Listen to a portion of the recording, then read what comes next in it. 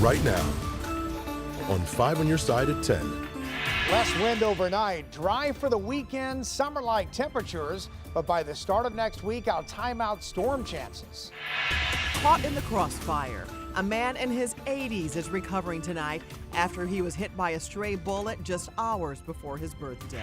But first, classroom controversy.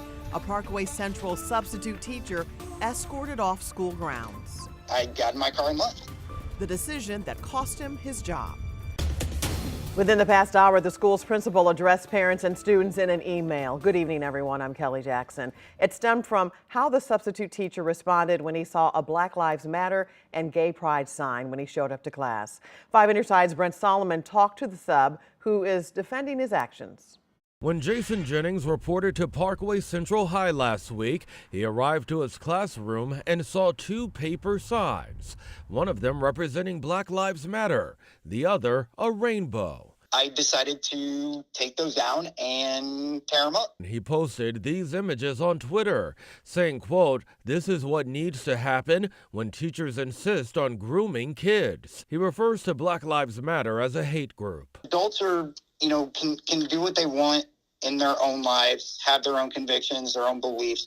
But when it comes into being in the classroom, it just should not be, it's not something that should be in front of kids. Someone who appears to be the teacher he was filling in for fired back, saying, quote, "Those were my signs. How dare you? You will not sub in my room again." What you're doing is creating a safe space for that student to know, just be yourself in this classroom. Jordan Braxton with Pride St. Louis believes both signs served an appropriate purpose. Black Lives Matter is an organization and a movement that fights social injustice and inequalities about the Black community. And what the Pride flag stands for is that we are a community that is accepting and inclusive. The company that hires substitutes for Parkway Central said it is, quote, "deeply troubled by the reports of inappropriate behavior involving our employee. Our top priority is to protect the safety and well-being of the students we serve, and we do not tolerate employee behavior that violates our policies or the policies of our school partners." Jennings tells me the school principal approached him Friday. Very respectfully and just looked at me and said, "Hey, I need you to grab your stuff and come with me." And I was like, honestly, I was kind of shocked. I didn't know what it was about. I got in my car and left. By the way, Jennings is running for state office. A school official says he was soliciting votes from students at school. He denies it. Parkway says he was relieved from his duties due to, quote, unprofessional behavior. Tonight, a Parkway School District parent is facing charges after police say his son brought a loaded Glock to Hannah Woods Elementary in Manchester. The child told his teacher that he had the gun in his backpack but didn't mean to bring it to school. Investigators say the student's father admitted to putting the gun in the bag last night and leaving it there by mistake. Police took Tony Fisher into custody. He's being held on a child endangerment charge. Hannah Woods principal Melissa Schwu released a statement saying, in part, anytime a weapon is brought to school, even without intent to cause harm, it is considered a violation of Parkway's discipline policy. She says they will continue to cooperate with police during the investigation. Here's a live look from the Kirkwood Farmers Market. It is shaping up to be a great weekend for gardening. Meteorologist Jim Castillo is here with our Weather First forecast. Tell us about this springtime weekend that we have coming up, Jim. We do. It's going to be a taste of summer. How about that? But how long will these 80s last? So today it was 69. And then as we get into tomorrow and also Sunday, so the 10 days coming up, and there's big changes in it, but Saturday and Sunday, 83 for Saturday, 85 Sunday. Some areas may be a little bit warmer than that. And you'll notice that warm breeze Saturday and Sunday, plenty of sunshine, absolutely dry throughout the weekend. If you're headed to the St. Louis City SC match on Sunday, 3:45 p.m., so 84 degrees. West wind at 10. It's going to be fantastic. So current wind speeds, we had really high gusts throughout the past, I'd say 36 hours, but you can see below most areas, below 10 miles an hour now, and some areas calm. It is 58 degrees, a west wind at about 6 at Lambert, and the weather headlines clear tonight. The wind continues to die down. It's very warm this weekend and dry. until next week. But those storm chances do ramp up. I'll talk about that coming up in just a few minutes. Tonight, an 82-year-old St. Louis business owner is recovering after being hit by a stray bullet. It happened last night near North Vandeventer and Cottage Avenue in North St. Louis.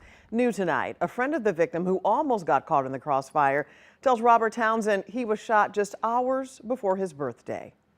For more than 30 years, Buck Ford has run this towing and auto repair shop near North Vandeventer and College. His business is named after him. Practically everyone in this North Side neighborhood knows Mr. Buck. I did real good work for him. I recommend him to anybody. Laid back, just come to work. He worked with people all the time when they don't have all the money. Ordinarily, Mr. Buck would have been at his favorite spot today, but his wooden fences were locked and his shop dark because a stray bullet hit the beloved business owner. We heard the first couple of shots, and then we heard like rapid shots, 15, 20 shots. This guy told police just before 8 Thursday night, two people, likely teenagers, repeatedly shot at each other in the 3800 block of Cottage and then ran off. I saw how fast that youngster was running, and he was running like a jackrabbit. He says bullets flew as he sat in his car and waited for Mr. Buck to close for the night. I was ducking in my car. I just did this here. Suddenly, his bleeding longtime friend staggered outside, leaned against his car, and told him he'd been shot. His buddy quickly called 911. He was inside the shop washing his hands. The bullet ricocheted off the car rack and hit him in the chest. What's more, the popular business owner was shot the night before his 82nd birthday. So at this point, police really don't have a lot of information about the shooting. One thing is certain, though, those who know Mr. Buck are just so glad he's still around to celebrate another birthday. He's real lucky, that it didn't hit his heart, because it was right up above his heart. Get well soon, because I'm probably going to need you real soon to do some more work for me. Robert Townsend. And I said, I'm praying for you. 5 on your side. Tonight, the St. Louis Family Court and Metro Police are investigating after several teens held at the Juvenile Detention Center were hospitalized. It happened last weekend at the facility on Enright Avenue. Police say the teens appeared to be, quote, under the influence of substances. They didn't say what the substance was or how the teens got them or how many went to the hospital. They were returned to the center. St. Louis police want to return more than 100 stolen items from a suspected burglary ring. Police say they were taken from garages and storage units over a period of several months. Officers found the stolen property inside a home on Hermitage Avenue last Tuesday. Following a long investigation, they arrested 3 people. Right now, only Gage Lutman is charged. He has an extensive history of burglary. My partner and I have arrested him twice last year for burglary. He was a solo actor who would just find a garage if it was open or unopened. He'd force entry, steal items, and take off in a stolen vehicle. It was floor to ceiling, basement, sheds, inside, just full of property that we were able to get out and hopefully return to the rightful owners.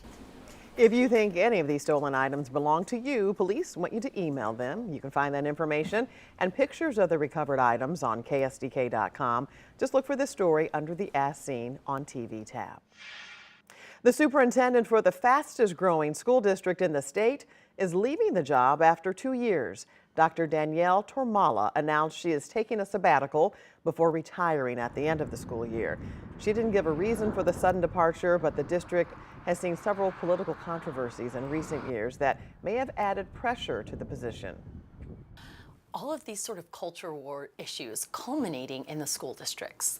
We see not only do parents care about these things, but those concerns and fears are being stoked by politicians. And then they bring their political issues into school districts. That can really exacerbate the issues for the superintendents and the teachers. The Board of Education said the search for an interim superintendent will begin immediately. In the meantime, their deputy superintendents will assume the roles of interim superintendents. The results are in for the special mayoral election in Bridgeton. City Council members Randy Hine and Don Hood were on the ballot today to replace former Mayor Terry Briggs, who died in February. With about 54% of the vote, Hine was selected to finish Briggs' term. He served as interim mayor after Riggs' death. A local family's life forever changed by a deadly car crash. 2 young children killed, their 2 brothers and father seriously hurt. He's still here, and we're going to fight for Lincoln, and we're going to live on for Lincoln.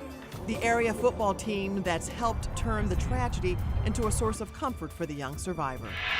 It's an important day for many Americans, Tax Day. You have just a few days left to file. We verify the penalties for late filing. Light wind overnight. The temperature will feel more like summer this weekend. I'll have the newly updated numbers and the 10-day forecast.